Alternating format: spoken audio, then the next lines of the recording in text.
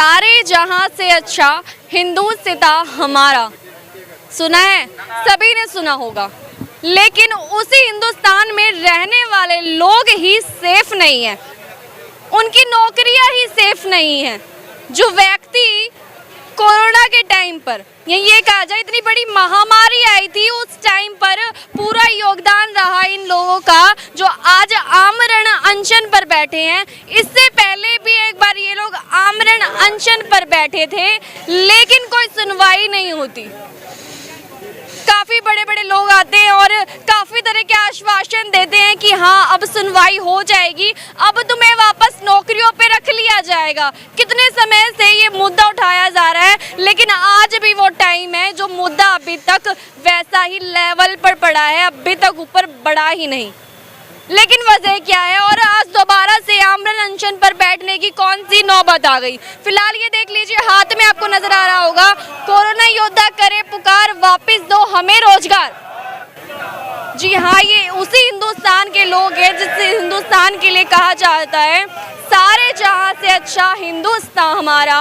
वही हिंदुस्तान के लोग हैं जो आज रोजगार के लिए यहाँ पर खड़े हुए और आमरण अनशन करने पर मजबूर हो गए हैं। फिलहाल हमारे साथ कुछ लोग मौजूद हैं। नमस्कार सर। नमस्कार। क्या बात है, पहले भी एक बार आमरण अनशन करते हैं, दोबारा ऐसा क्यों?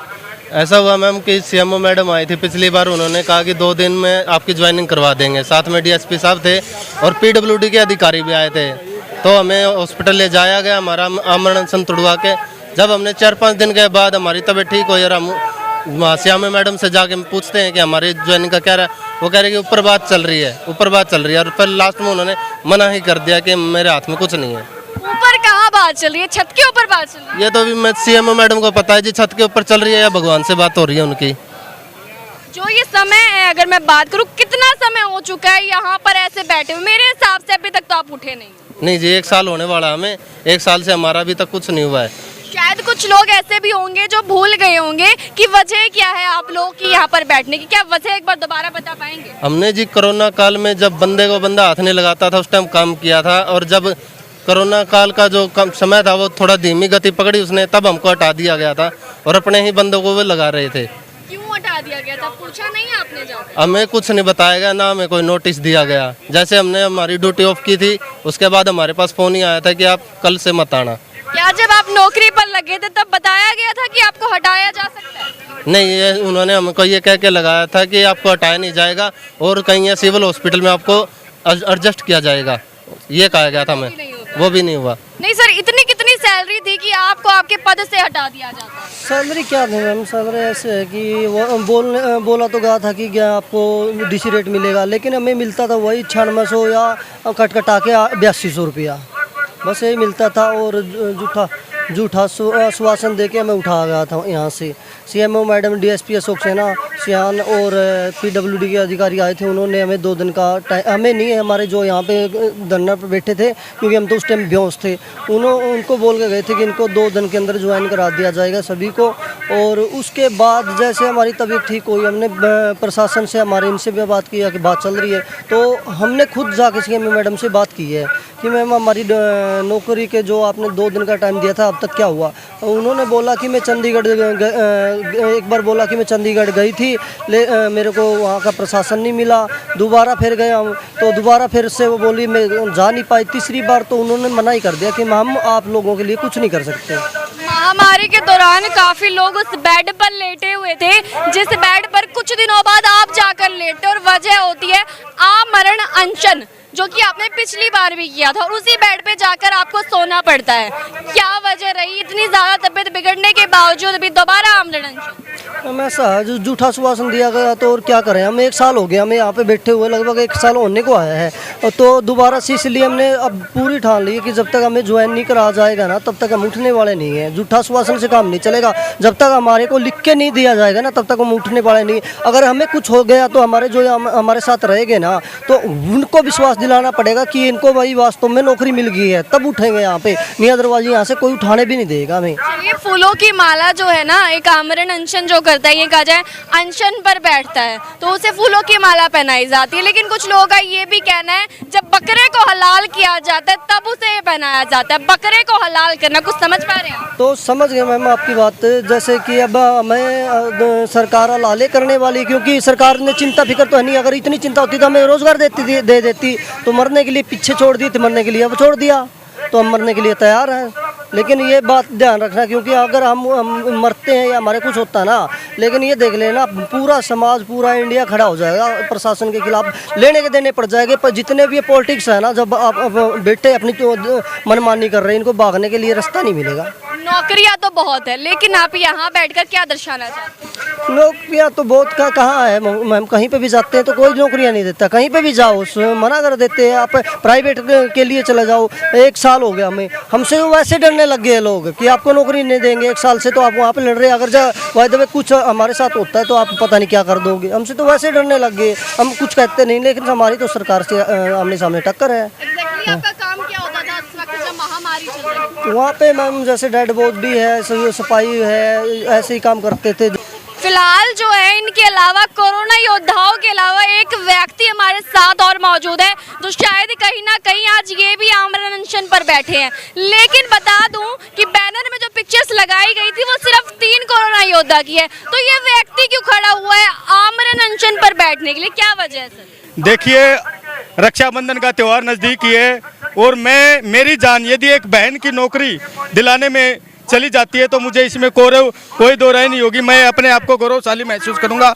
इस बहन की रक्षा के लिए, बहन की रोजगार की रक्षा के लिए, भाइयों की रक्षा करने के लिए कल मैंने सोशल मीडिया के माध्यम से, किसान यूनियन के साथियों के माध्यम से, अन्य संगठनों के माध्यम से जब ये पता चला कि कोई बहन इस त्यौहार के ऊपर, एक जो पवित्र त्यौहार है, इस त्यौहार के ऊपर अपने रोजगार को बचाने के लिए आमरण अनशन पर बैठ रही है, तो मेरी भी आत्मा ने ये आवाज़ दी, क्यों ना इस बहन के साथ तू भी एक दिन का सांकेतिक धरना दे। हो सकता है आपके मरने से पहले यहाँ कोई और आ जाए और आश्वासन देकर जाए, तब तो आप नहीं मरेंगे ना? नहीं, हमारा ये है कि जब तक बिटिया को, बहन को, इन भाइयों को रोजगार नहीं मिलेगा, डीसी रेट की नौकरी नहीं मिलेगी, तब तक हम इनके साथ कंधे से कंधा मिला के खड़े रहेंगे। आज हमने एक दिन का सांकेतिक धरना दिया है और हो सकता है कि हम आम अनशन भी इनके साथ करने के लिए तैयार हो जाएंगे। 15 अगस्त सामने आने वाला है, कुछ कहेंगे? 15 अगस्त पे जो भी हमारे कोरोना योद्धा जिस प्रकार की भी रणनीति बनाएंगे, चाहे वो किसान संगठन है या कोई अन्य संगठन है, कोई भी रणनीति बनाएगी, उस रणनीति में हम उनके साथ कंधे से कंधा मिलाकर इस पीड़ित परिवार को, ये पीड़ित जो परिवार है, उनको न्याय दिलाने का काम करेंगे। फिलहाल वो महिला, वो लड़की हमारे साथ मौजूद है, एक बार लाइव तस्वीर में दिखा देती हूँ। राखी बांधी गई है तिरंगे को, इसकी वजह क्या है राखी बांधने की? जो भी मेरे नौजवान साथी है उनको पहले मैंने राखी बांध के फिर मैं आमरण अनशन पे बैठी हूँ। क्या बात है, ये वही लड़की है, ये वही लड़की है जिसमें कहा जाता है हिंदुस्तान के लोग, हिंदुस्तान की है वो लड़की है जो शायद महामारी में बड़ा योगदान देकर आई थी और पूरा जो है जितने भी महामारी के पेशेंट्स थे वहाँ पर उनका ध्यान रखा गया था। लेकिन वही लड़की आज अपने रोजगार से वंचित हो चुकी है और उसके बाद आश्वासन तो दिए जाते हैं, लेकिन आश्वासन ऐसे कि दोबारा आमरण अनशन पे बैठना पड़ता है। ये वही लड़की है जो कुछ दिनों पहले उस जेल की शक्ल देखकर आई थी कि जिसके अंदर वो व्यक्ति जो है अर्धनंग बैठे हुए थे, हालत बड़ी खराब थी और शायद एक महिला का वहां तक पहुंचना कितनी बड़ी बात थी, एक बहुत बड़ा मुद्दा था, वो बीच में शायद ज्यादा उठा भी था। क्या कहना चाहोगे? मैं तो बस यही कहना चाहूँगी, या तो सरकार हमारी बात मान, अब की बार हम उठने वाले नहीं है, मर जाएंगे यहीं पे। पिछली बार भी तो तबीयत खराब हुई थी, गए थे आप वहाँ पर? अब की बार उठने वाले नहीं है। पिछली बार तो बहला फुसला के सीएमओ ने उठा दिया था, अब की बार जब तक हमारे हाथ में ज्वाइनिंग लेटर नहीं आएगा तब तक उठने वाले नहीं है। और क्या पता 15 अगस्त सामने है तो आपके पास ज्वाइनिंग लेटर भी आ जाए? नहीं, जब तक नहीं आएगा तब तक नहीं उठेंगे। किसी तरह की कोई उम्मीद? हमारे जो भी यूनियन है, संघ, उनसे उम्मीद है वो जोर शोर से प्रदर्शन करेंगे और हमें न्याय दिलाएंगे। राखी सामने है, भाइयों की चली छोड़िए, क्या राखी भी आप यहीं बनाने वाली है? यहीं पे मनाऊंगी, मेरे भाई भी आए हुए हैं, दोनों भाई आए हुए हैं। चलिए भाई की चलिए छोड़िए इस बात को मैं एक बार, लेकिन तिरंगे को फिलहाल यहाँ पर राखी बांधी गई है। अभी सबसे पहला भाई जो है तिरंगे को बना लिया गया है, तिरंगा हाथ में लेकर खड़ी है और अभी चलिए राखी तो ठीक है, 15 अगस्त भी सामने और काफी तरह के कल्चरल प्रोग्राम्स वहाँ पर होते हैं। क्या किसी तरह के कल्चरल प्रोग्राम्स में आप भाग लेने वाली होती हैं? तो इस बार क्या कुछ ऐसा रहने वाला है? अब की बार तो यहीं पे ही होएगा, जो कुछ होएगा हमारा सारा जश्न यही मनाना है? यहीं पे मनाने वाले हैं। फिलहाल एक महिला और मौजूद है हमारे साथ और काफ़ी मुद्दों में आपने देखा होगा ये बीच में आई भी हैं और काफ़ी तरह का साथ इनका रहा है। पहले बता देती हूँ, मोनिका जो है इस वक्त मेरे साथ मौजूद है, तिरंगे के साथ है, गले में माला है, आमरण अनशन पे बैठ चुकी है और इसी के लेकर एक छोटा सा सवाल जो है मैम से करना चाहूँगी। मैम एक बात बताइए, 15 अगस्त सामने है, क्या आपको लगता है किसी तरह का कोई एक्शन लिया जा सकता है? महीनों महीनों से अपने उस रोजगार को लेके बैठे हैं, अपनी भूख को लेके बैठे, अपने अधिकार को लेके बैठे हैं और उस अधिकार को कुचलने के लिए ये सरकार आमदा है कि आम ये लड़की मोनिका जिस बहुत छोटी उम्र है, बच्चे की माँ है, 2-3 साथी और हैं कि इन जब आमरण अनशन पे बैठे तो सरकार ने एक बार दबाव में आके आश्वासन दिया, लेकिन अब फिर इनको दोबारा मजबूरी से बैठना पड़ा। तो सरकार अपना काम करेगी, शासन अपना काम करेगा और लड़ने वाले अपना काम करेंगे। ये अपने राइट के लिए लड़ेंगे। हम इनको सलाम करते हैं, इनको धन्यवाद देते हैं और जनवादी महिला समिति इनके साथ कंधे से कंधा मिला के इनके आंदोलन में साथ है। हमारा इनको जो हमारा संयुक्त किसान मोर्चा उसका पूर्ण समर्थन है और पहले भी इनके साथ धोखा हुआ है, ये झूठ बोल के उठाए गए थे और अब की बार इनकी आर पार की लड़ाई है। जब तक इनकी ज्वाइनिंग होगी आमरण अनशन पर बैठे रहेंगे। आप लोग अपनी आवाज़ उठाते हैं और आपकी हर आवाज़ को सुना जाता है, अभी तक इनकी आवाज़ को क्यों नहीं सुना गया? इनकी आवाज़ अब की बार सुनी जाएगी। इनके साथ धोखा किया गया है। जो लड़ाई लड़ रहे थे उनने भी एक इशार का वकील है, इन पर 3.5 हज़ार रुपये लेके गया है। जो इनके साथ ना इनका कुछ आगे की लड़ाई लड़ रहे और 4 दिन हो गए उनने बीच में बुला रहे हैं। एक तो यहीं बैठा होगा, उसने आपके बाड़े गिरवी रख के अपनी घरवाली के जब 3.5 हज़ार रुपये दिए, वो इन गरीबों का खून चूसने का काम कर रहा है वो वकील। हम जायज लड़ाई लड़ रहे हैं, नाजायज नहीं कर रहे।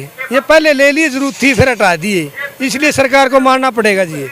शुक्रिया सर। फिलहाल ये हमारे साथ कुछ किसान मौजूद थे जिन्होंने अपनी बात को रखा और आमरण अनशन पर कोरोना योद्धा बैठ चुके हैं, जैसे कि जानकारी के मुताबिक बताया जा रहा है। लेकिन फिलहाल जो है हमारे देश की आन बान और शान, डॉक्टर, पुलिस या आम जनता, किसी को भी ले लो, हर कोई आम जनता यानी जनता में जितने भी लोग आते हैं, चाहे वो कितनी भी बड़ी पोस्ट पर हो, वो सारे हमारे हिंदुस्तान के व्यक्ति है, वो सारे हमारे देशवासी है। लेकिन आखिरकार ऐसा क्या हुआ कि लोगों को आमरण अनशन पर बैठना पड़ रहा है, अपनी सड़कों पर आना पड़ रहा है घर छोड़कर? क्या आप जानते हैं कि वो लड़की जो है जो अनशन पर बैठी है वो कितनी दूर से रोज आती है? रोज 1-1 घंटा लगाकर वो लड़की यहाँ तक पहुँचती है और अनशन पर आकर बैठती है, लेकिन फिर भी उसकी आवाज़ को नहीं सुना जाता। कहने है कि गुहार लगातार लगती जा रही है। आपका क्या मानना है? कमेंट बॉक्स में जरूर जवाब दीजिएगा और मेरे साथ न्यूज़ लाइव में आपको लगातार देती रहूँगी।